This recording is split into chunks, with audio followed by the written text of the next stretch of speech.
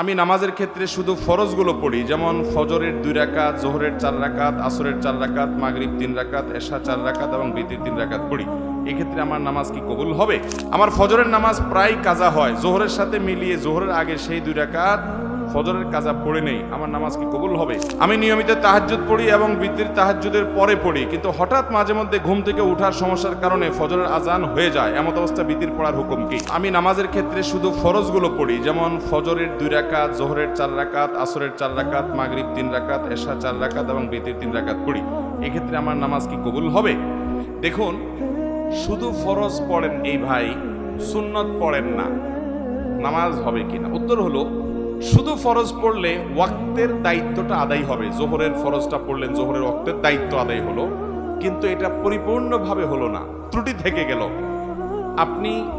আপনি তরকারি খাইতে চাইলেন, তাহলে আপনার তরকারি খাইতে হলে সবজি লাগবে কাঁচা, পানি লাগবে, তেল লাগবে, পেঁয়াজ লাগবে, মরিচ লাগবে, লবণ লাগবে, ইত্যাদি ইত্যাদি লাগবে। এখন আপনি পানির মধ্যে কাঁচা সবজি সিদ্ধ করে রান্না করে নিয়ে আসলেন, লবণ, তেল, হলুদ কিছুই দিলেন না, তাহলে এটাকেও সবজি বলা যায়, কিন্তু এই সবজি কেউ খাবে না, আপনিও খাবেন না, ঠিক না? ঠিক।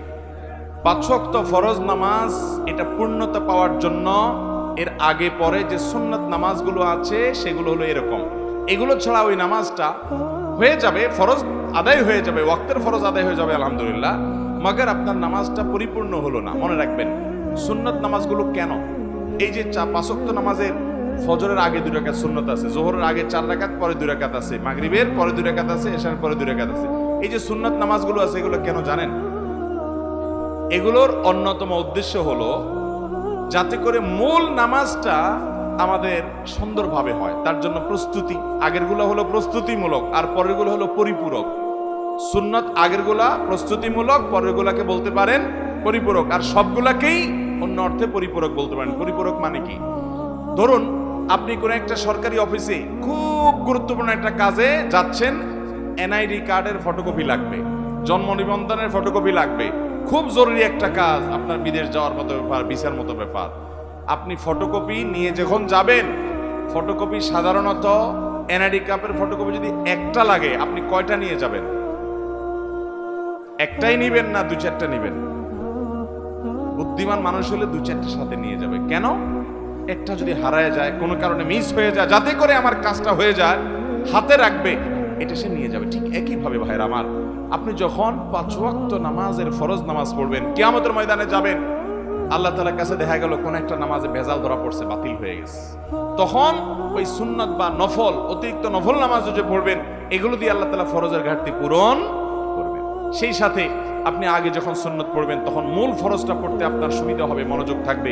নবী করিম সাল্লাল্লাহু আলাইহি সাল্লাম ফরজ নামাজের আগে পরে সুন্নাত নামাজগুলো কখনো ছাড়তেন না, নিয়মিত পড়তেন। আপনি কিভাবে নিয়মিত ছাড়েন? একবার জোহরের আগে 4 রাকাত ছুটে গেছে, তিনি পড়তে পারেন নাই মেহমান আসার কারণে, এগুলো পরে তিনি পড়ে দিয়েছেন, এরকম গুরুত্ব দিতেন। হ্যাঁ, আপনার কখনো কোনো কারণে এমন পরিবেশ হয়ে গেছে, সুন্নাত পড়ার কোনো সুযোগই পাইলেন না আপনি, অসুবিধা নাই, মাঝে মধ্যে হঠাৎ কালে ভদ্রে বাদ গেছে, অসুবিধা নাই, কিন্তু নিয়মিত এরকম করলে সেটা আপনার মূল সালাতের যে প্রোফাইল আল্লাহর কাছে থাকবে, সে ফাইলটা কিছুটা হলেও ত্রুটিপূর্ণ থাকবে। এটা সুন্নাত, সাধারণ সুন্নতে মুআক্কাদা। আমার ফজরের নামাজ প্রায় কাজা হয়, জোহরের সাথে মিলিয়ে জোহরের আগে সেই 2 রাকাত ফজরের কাজা পড়ে নেই, আমার নামাজ কি কবুল হবে? এই পাবলিক অনেকেই আছে, ফজরের নামাজ জামাতের সাথে মসজিদে গিয়ে আদায় করার মতো মুসল্লি, মুসলমানের সংখ্যা সমাজে অনেক না বেশি? সবচেয়ে কম মুসল্লি হয় কোন নামাজে? কারণ ইবলিস জানে এই নামাজটায় হাজির হলে অনেক বেশি ফজিলত পেয়ে যাবে, জোহরের নামাজের চাইতে এই নামাজে হাজির হওয়ার গুরুত্ব বেশি, মাগরিবে এশায় হাজির হওয়ার চাইতে ফজরে হাজির হওয়ার গুরুত্ব বেশি। এটা মাসআলা আপনি না জানলে কি হয়েছে, আপনার সাথে থাকা ইবলিস জানে, এই জন্য ইবলিসে বড় রাতে আপনার ঠ্যাং টিপা শুরু করে। দেখবেন রাত 12টা 1টা 2টার মধ্যে ঘুম আসে না, ফেসবুক টিপতেছেন, ইউটিউব টিপতেছেন, মোবাইলে মুনাজাত ধরতেছেন, শয়তানের জিকির আজকার করতেছেন, এগুলো করতে করতে 12টা 1টা পর্যন্ত আপনার ঘুম আসে না। ঠিকই দেখবেন ফজরের আজানের আগ দিয়া দেখবেন এমন ঘুম আসে, অ্যালার্ম দিয়ে রাখলেও আর উঠতে মনে চায় না, ঠিক না? ঠিক। শয়তান তখন কি বলে? নবী করিম সাল্লাল্লাহু আলাইহি ওয়াসাল্লাম হাদিসে বলেছেন, শয়তান বলে ফজরের আজান হয়ে গেছে, অ্যালার্ম বাজছে, দেখতেছেন ঠান্ডা মাথায়, শয়তান বলে আরে রাত এখন অনেক বাকি, অ্যালার্ম দিছে, মোবাইলের গলা টিপে ধরে অ্যালার্ম কেটে দিয়ে আবার ঘুম। আছে না নাই? ফজর পড়তে পারে না। ভাইরা আমার, ফজরের গুরুত্ব অনেক বেশি। তো যেই মানুষ ফজরের নামাজ নিয়মিত জোহরের সাথে পড়ে, অনেকে আছে দেখবেন প্রবাসে অনেক ভাই আছে 7টা 8টা 9টার দিকে উঠা ফজর পড়ে, নিয়মিত যদি এরকম হয় তাহলে তার এ নামাজ হবে? ভাইরা আমার, একবার হঠাৎ 2 মাস 4 মাস পরে 6 মাস পরে জীবনে হঠাৎ একবার হয়েছে, হ্যাঁ ফজর নামাজ আপনি উঠতে পারেন নাই, মোবাইলে অ্যালার্ম বাজছে তাও হুঁশ নাই, এটা গ্রহণযোগ্য। নবী সাল্লাল্লাহু আলাইহি সাল্লামের জীবনে একবার ফজর কাজা হয়েছে। কয়বার কাজা হয়েছে? একবার। তো আপনার জীবনে 2 4 10 বার এভাবে হতে পারে, কিন্তু প্রতিদিন হওয়া এটা কোনো অবস্থাতে গ্রহণযোগ্য হতে পারে। ঠান্ডা মাথায় যারা নামাজ পড়ার এশার পরে শোয়ার সময় নিয়ত করে থয় যে সকাল 8টার দিকে উঠবে, অ্যালার্ম দিয়ে ছয়, তার ঈমান আছে কিনা এটা নিয়ে অনেক উলামা ইকরাম সন্দেহ করেছেন। কারণ হলো ঠান্ডা মাথায় সে নামাজ পড়বে না, পরিকল্পনা করে সে শুয়েছে। আল্লাহ তাআলা আমাদেরকে ফজর নামাজ গুরুত্ব বোঝার তৌফিক দান করুন। আমি নিয়মিত তাহাজ্জুদ পড়ি এবং বিতির তাহাজ্জুদের পরে পড়ি, কিন্তু হঠাৎ মাঝে মধ্যে ঘুম থেকে ওঠার সমস্যার কারণে ফজরের আজান হয়ে যায়। এমন অবস্থা বিতির পড়ার হুকুম কি? যদি আপনি ভোর রাতে উঠার ব্যাপারে প্রবল সম্ভাবনা না থাকে তাহলে বিতির আপনি রাখবেন না, বিতির আগে পড়ে ফেলবেন। হ্যাঁ, আপনি নিয়মিত তাহাজ্জুদ পড়েন, আল্লাহ তৌফিক দেয়, তাহলে আপনি বিতির পড়েন। হঠাৎ একদিন ছুটে গেছে, ফজরের আজান হয়ে গেছে, তাহলে তারপরেও বিতির পড়লে আদায় হয়ে যাবে। ঢোলবাঁশি বাজিয়ে কবর দেয়া হচ্ছে, এরকম একটি ভিডিও দেখেছি ইউটিউবে, এ ব্যাপারে বললে ভালো হতো। ঢোলবাঁশি বাজায় আবার কবর, একটা গানই আছে এরকম, আমিও দেখছি ভিডিওটা, কি জানি মরণকালে ঢোলবাঁশি বাজাইও কি ভাই, তরিকার ভাই না দরবারি ভাই? হ্যাঁ, এবং সে গানের একটা কথা খুব আপত্তিকর আছে, সেটা আরো বেশি, সেটা হলো কালেমা কালামও ভাই কোনো কিছু দরকার নাই, কালিমা কালাম কিছু দরকার নাই, ঢোলবাঁশি বাজাইতে বাজাইতে নিয়ে কবরে দিও।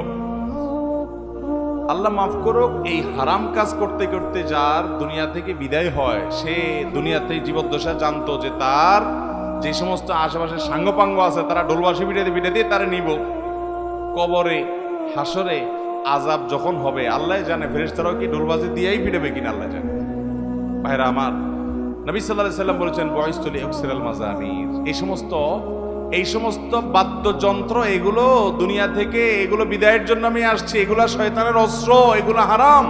অতএব ইমানদার জীবদ্দশায় যেটা করতে পারেন একটা মানুষের মৃত্যুর পর তাকে বিদায়ের সময় বলে কালিমা কালামই দরকার নাই। কালিমা কালামই যদি দরকার না থাকে সে মুসলমান কিনা সন্দেহ। মুসলমান কিভাবে কালিমা কালামের দরকার নাই, ঢোলবাজি হইলে তার চলবো? আমরা তো কালিমা কালাম পাইছি কোরআন থেকে, হাদিস থেকে। এর ঢোলবাজিটা কে দিল? কে দিছে বলেন? শয়তান দিছে। তো শয়তানের এই জিনিসটা নিয়ে যদি কবরে যায়, মায়ের কি পিঠে পড়বে না নিচে পড়বে? আল্লাহ আমাদেরকে এই সমস্ত পাগলামি ছাগলামি, এই সমস্ত শয়তানের থেকে বেঁচে থাকার তৌফিক দান করুন। কত পাগলামি যে দুনিয়াতে আছে, এসব না দেখলে বোঝার উপায় নাই। আল্লাহ আমাদের সমস্ত ভাইদেরকে হেদায়েত দান করুন। এক লোক টাকা ধার নেওয়ার পরে টাকা থাকা সত্ত্বেও দিত না, ঘুরাতো। হঠাৎ শুনছি লোকটা মারা গেছে, তখন এসে তার ছেলে মেয়ের কাছে দিয়েছে। এখন তাতে কি তার ঋণ পরিশোধ হবে কিনা? দেখুন, ধার নেওয়ার পরে কেউ যদি টাকা ঘোরাঘুরি করে, দেয় না, যে সেই লোকটা মারা যাওয়ার পরে তার ছেলে মেয়েরা এসে যদি পাওনাদারের টাকা দেয়, তাহলে সেটা খুবই প্রশংসনীয় কাজ। শুধু দেয় না, বরং দেওয়া কর্তব্য। একটু ভালো করে শুনে রাখেন, অনেক মানুষ আছে মারা যাওয়ার পর পাওনাদার বের হয়ে আসে, আপনার বাবা মারা গেছে, আল্লাহর বান্দার কিছু দেনা আছে, এগুলো রেখে মারা গেছে। ইসলামের নির্দেশ হলো তার মৃত্যুর পর তার দাফন কাফনের জন্য যে টাকা খরচ হবে সেগুলো তার টাকাতেই খরচ করবেন। এরপর তিনি যদি কোনো দেনা রেখে যেয়ে থাকেন, ভাগ বন্টন পরে আগে তার সব দেনা শোধ করতে হবে তার টাকা দিয়ে, তার জমি জমা বিক্রি করে। এরপরে যদি কিছু থাকে সেটা দিয়ে তার ওসিয়ত থাকলে সে ওসিয়ত 1/3 এর মধ্যে পূরণ হবে। 1/3 মানে তার টোটাল সম্পদের দাম 10 লাখ, তাহলে তার ওসিয়ত যত বেশি হোক না কেন 3 লাখ পর্যন্ত পূরণ হবে, এর বেশি না। বাকি যেগুলো থাকবে সেগুলো ওয়ারিসরা ভাগ করে পাবে। আর যদি কারোর কোনো ওসিয়ত না করে যায় যে অমুক জায়গায় দিও, মসজিদে দিও, মাদ্রাসে দিও, অমুকরে দিও, এর কোনো ওসিয়ত না থাকে, তাহলে তো সেটা বাদ। কিন্তু দেনা থাকলে আগে দেনা দিতে হবে, তারপরে সন্তানরা ভাগযোগ করে সম্পদ নেবে।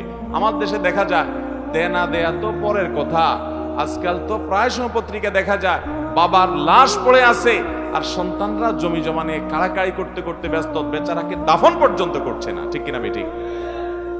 এই অমানুষ সন্তান আসমান থেকে হঠাৎ নাজিল হয় না অমানুষ হয়ে, এই বাপমাই অমানুষকে অমানুষ বানাইছে। ঠিক কিনা বলেন? এর পরিণাম, এর পরিণতি এই আল্লাহর বান্দা নিজেই ভোগ করছে নির্লজ্জের মতো। প্রায় সময় কয়দিন পরপরই দেখি পত্রিকাতে যে বাবার লাশ পড়ে আছে গ্যারেজে, বাড়ির সামনে, ওইটা দাফন করার মতো মানুষ নাই, গন্ধ ছুটে গেছে, ছেলে মেয়েরা কামড়া কামড়ি মারামারিতে লিপ্ত, জমি জমা দখল নিয়ে। এই জন্য বাবারা সন্তানরে মানুষ বানায় যান, মুসলমান বানায় যান, দুনিয়ার জীবনটা জীবন্ত জান্নাত হবে। আর না হলে আপনার এই কাজের প্রায়শ্চিত্ত আপনাকে ভোগ করতে হবে। শুধু ওকে দুনিয়া শিখাইলেন, আখেরাত শিখান নাই, আপনি আফসোস করে কুল পাবেন না। পৃথিবীতে যেখানে মুসলমান আছে, মুসলমানের আধিক্য আছে, সেখানে দেখবেন কোন বৃদ্ধাশ্রম নেই, বৃদ্ধাশ্রমের দরকার নাই। আর পৃথিবীর উন্নত দেশগুলোতে শিক্ষা আছে, দীক্ষা আছে, জ্ঞান আছে, বিজ্ঞান আছে, প্রযুক্তি আছে, সবকিছু আছে, কিন্তু বৃদ্ধাশ্রম আছে। কারণ মনুষ্যত্ব, মানবতা, মা বাবার প্রতি দায়বদ্ধতা, এটা আল্লাহর প্রতি ঈমান না থাকলে সে মানুষগুলো আসলে সেভাবে বুঝে না। আল্লাহ আমাদের সন্তানগুলোকে মানুষ হতে মানুষ করার তৌফিক দান।